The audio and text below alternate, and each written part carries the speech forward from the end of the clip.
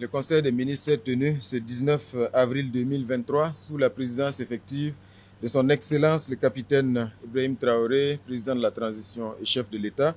Le Conseil a examiné et adopté plusieurs rapports importants.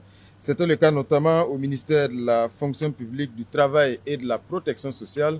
Et pour ce qui concerne ce ministère, le Conseil a adopté un rapport relatif à une demande d'autorisation de recrutement sur concours au titre de l'année 2023. Et pour en donner les détails, j'invite ici mon collègue ministre d'État, le ministre Bassolma Bazi. Effectivement, le Conseil de ministres a autorisé le lancement de recrutement des agents de l'État pour l'année 2023, conformément aux attributions du ministre d'État, ministre de la fonction publique, du travail et de la protection sociale, conférées à travers le décret numéro 2022-996 du 2 décembre 2022. En entrée de jeu, avant de les aborder, je tiens sincèrement à encourager l'ensemble des agents de l'État, mais aussi les travailleurs du privé qui, dans cette situation très difficile de la nation, continuent de faire le meilleur d'eux-mêmes pour servir leur pays. Je tiens aussi à signifier ma reconnaissance à l'ensemble des membres de ce Conseil de ministres qui, malgré la situation très difficile, surtout côté financier, ont accepté et comprennent que tout doit se tenir.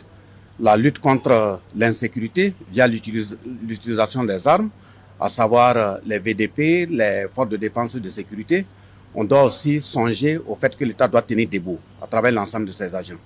Si on estime qu'un certain nombre de causes qui justifient l'insécurité à l'heure actuelle est liée au fait que l'absence de l'État a été remarquée à certains points, ce Conseil de ministres, à travers l'ensemble des représentants, des différents ministres, avec le Premier ministre et son Excellence, Monsieur le Président du Faso en tête, ont travaillé de sorte à tenir compte de ces aspects pour autoriser le recrutement des agents de l'État.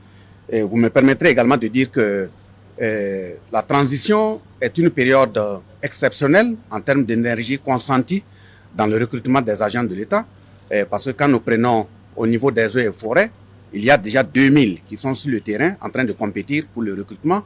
Au niveau de la police, nous avons autour du demi-millier qui seront lancés d'ici là. Au niveau de l'armée, de la gendarmerie, il y en a eu. Et là, ce sont les autres aspects de l'administration de l'État qui ont été autorisés pour le recrutement.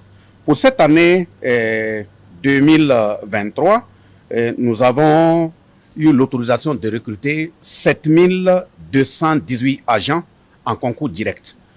Contrairement à l'année 2022 où le nombre était 6069 agents à recruter. Donc nous avons eu une augmentation cette année de 1149 agents de plus. Donc en pourcentage, ça fait 18,93% d'augmentation au niveau des concours directs. Mais au niveau de ces concours directs, l'accent a été mis également par le gouvernement sur les secteurs prioritaires en lien avec la situation nationale et la vision de la transition. Et ces secteurs sont autour de trois, notamment l'agriculture, où nous avons estimé qu'il fallait augmenter le nombre des agents à recruter là-bas à 235. Nous avons la transition digitale, où le nombre est passé à 301 agents à recruter.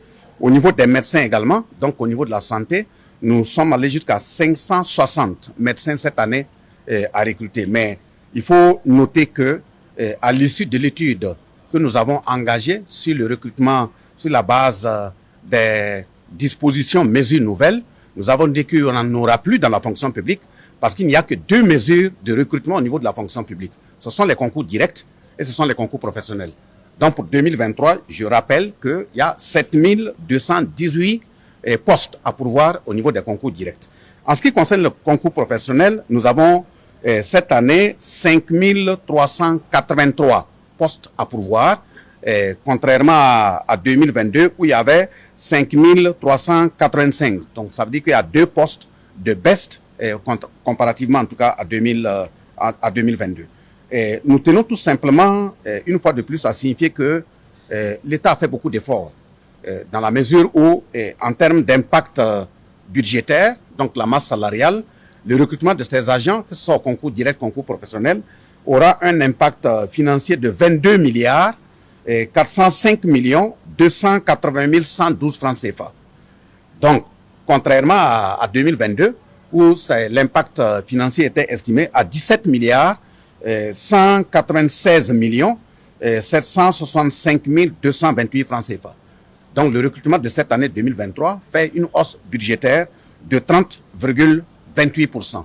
Donc, tout ça, c'est pour indiquer l'impact consistant qu'a voulu consacrer ce Conseil de ministres pour permettre à la jeunesse d'avoir de l'emploi. Certes, à la jeunesse d'avoir de l'emploi, mais en même temps servir un État qui doit rester viable. Et surtout, si on arrive, et comme nous sommes en train d'espérer de façon très grande à mettre fin à l'insécurité, au terrorisme, il faut permettre aux autres pans de l'administration, en même temps que les forces de défense et de sécurité, les VDP, arrivent à avoir des victoires, il faut occuper le terrain avec l'administration, d'où en tout cas ces sacrifices qui ont été consentis dans ce sens. Il faut dire aussi que nous prenons en compte le fait que les agents de l'État aujourd'hui, quel que soit le niveau, que ce soit au niveau de l'éducation, que ce soit au niveau de la santé, que ce soit au niveau du trésor, des finances, ce sont des agents qui doivent connaître un certain type d'attitude pour faire face à la situation. Ça fait que cette année, nous voulons, les médecins par exemple qui seront directement recrutés et dont on estime avoir fini leur formation, les informaticiens dont on estime avoir fini leur formation ne vont pas être affectés directement dans l'administration. Chaque corps qui a déjà fini sa formation va subir une autre formation complémentaire d'au maximum 3 mois. Et dans cette formation de 3 mois, nous allons mettre la déontologie, la connaissance d'un certain nombre d'outils de l'État, mais aussi et surtout la formation militaire. Même si c'est 1 mois, il faut permettre aux médecins, il faut permettre à ces informaticiens d'apprendre un certain type de b.a.-ba en termes d'informations à collecter et transmettre aux forces de défense et de sécurité, la possibilité de déposer les seringues, prendre l'arme et faire face à la situation, de déposer la craie et sortir prendre l'arme et faire face à la situation. Donc on ne va plus recruter des agents de l'État que nous allons envoyer dans cette période-là, j'allais dire main nue sur le terrain. C'est pour dire que nous allons, d'ici les mois à venir, réfléchir et élargir cette façon de faire au niveau des étudiants. C'est pour dire qu'à partir de cette année ou à partir des mois à venir, tout agent de l'État qu'on va envoyer sur le terrain doit être un agent, j'allais dire, polyvalent. Donc un agent polyvalent qui est capable professionnellement de faire face ce à quoi, pour la raison pour laquelle il a été recruté, mais qui est capable aussi, si la situation, les donnes changent, effectivement de se comporter comme véritablement un agent de tenue sur le terrain. Je tiens une fois de plus à saluer l'engagement de l'ensemble des travailleurs, à m'incliner respectueusement sur la mémoire de ceux que nous avons perdus, à inviter l'ensemble des Burkinabés à s'unir autour de l'État pour qu'on puisse avancer. Pour ce qui concerne le ministère de l'économie, des finances et de la prospective, le Conseil a examiné 2 rapports et l'un de ces rapports porte sur un projet de loi portant institution d'une contribution spéciale sur la consommation de certains produits et services. Et là, pour les explications, j'invite ici mon collègue ministre de l'économie, M. Nakanabo. Le Conseil a effectivement adopté un projet de loi portant création d'une contribution spéciale pour alimenter les fonds de soutien patriotique. Comme vous le savez, pour faire face aux dépenses liées au recrutement des volontaires pour la défense de la patrie, il a été institué un fonds de soutien patriotique. Et le fonds de soutien patriotique est alimenté par plusieurs sources, dont une contribution spéciale sur certains produits de grande consommation. Et il faut dire que l'avant-projet de loi qui a été soumis au Conseil des ministres aujourd'hui a pour objectif de renforcer les cadres juridiques de cette taxe spéciale qui existe déjà sur la boisson, sur la cigarette, sur les produits de la cosmétique. Donc l'idée vraiment c'est de renforcer les cadres juridiques. Cela va nous permettre donc de transmettre ces projets de loi à l'Assemblée législative de la transition pour que ça puisse être finalisé si bien sûr les députés valident ce projet. Donc ici on n'a pas vraiment à créer de nouvelles taxes ou quelque chose comme ça, c'est tout simplement pour faire en sorte que les taxes existantes déjà puissent avoir un cadre juridique beaucoup plus renforcé parce que, encore une fois, je rappelle que nos prévisions, il s'agit de 100 milliards qu'il faut récolter. Aujourd'hui, nous sommes à peu près 10 milliards, donc il y a encore 90 milliards à rechercher. et renforcer le cadre juridique va donner tous les leviers donc, pour qu'on puisse avancer sur ces dossiers et pouvoir faire face donc, aux dépenses liées aux volontaires pour la défense de la patrie. Le Conseil a examiné et adopté un projet relatif à l'adoption d'un décret portant érection du centre de promotion de l'aviculture villageoise en établissement public de l'État à caractère administratif. C'est également un projet extrêmement important dans la vision de la transition. Et pour donner plus d'explications, j'invite ici mon collègue ministre délégué en charge des ressources animales. Le Conseil des ministres a adopté un projet de décret portant érection du centre de promotion de l'agriculture villageoise en NEPA. Et comme vous savez, dans la vision de la transition, le monde rural est très, très important. L'agriculture et l'élevage, l'accent est mis là-dessus à côté des actions militaires. Donc l'érection de CEPAVI en NEPA lui permettra d'être plus autonome et plus opérationnel afin d'accompagner l'ensemble des acteurs et de relever les défis liés à la filière avicole, qui sont actuellement des défis d'ordre alimentaire et d'ordre sanitaire. Cette autonomisation de CEPAVI permettra de relancer la filière avicole qui est actuellement touchée par la crise sanitaire de la grippe aviaire de 2021. Au titre du ministère de l'énergie, des mines et des carrières, le Conseil a également examiné un projet de loi très important. Il s'agit du projet de loi modificatif de la loi portant code minier au Burkina Faso pour intégrer de nouvelles dispositions. À ce titre, j'invite ici mon collègue ministre des Mines, le ministre Simon-Pierre Boussim. Effectivement, le Conseil des ministres a adopté un avant-projet de loi portant modification du Code minier de 2015, notamment en son article 26 et 30. Alors, vous savez que le gouvernement a adopté un décret créant donc le Fonds de soutien patriotique. Et ce décret prévoit une affectation des ressources donc venant du Fonds minier de développement local. Il se trouve que le Code minier prévoit que le Fonds minier de développement local doit exclusivement financer les plans communaux de développement et les plans régionaux de développement. Donc, il ne prévoit pas donc que ce fonds puisse financer des questions sécuritaires. Il a fallu donc ce réaménagement que nous proposons donc aux législateurs pour qu'ils puissent autoriser le gouvernement à affecter une partie des ressources donc, du Fonds minier de développement local au Fonds de soutien patriotique. Voici la quintessence donc, de cet aménagement du Code minier à cet effet.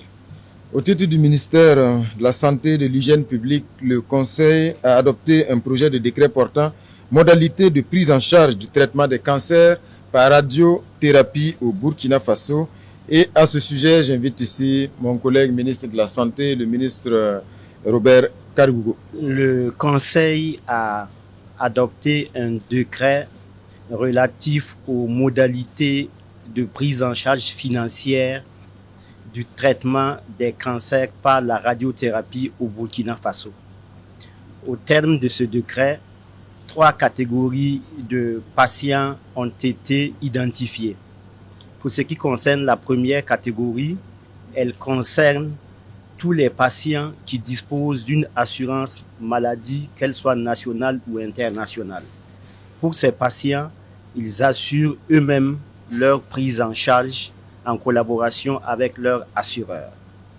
Pour ce qui concerne la deuxième catégorie, elle concerne les patientes qui présentent un cancer féminin, c'est-à-dire un cancer du col de l'utérus ou un cancer du sein.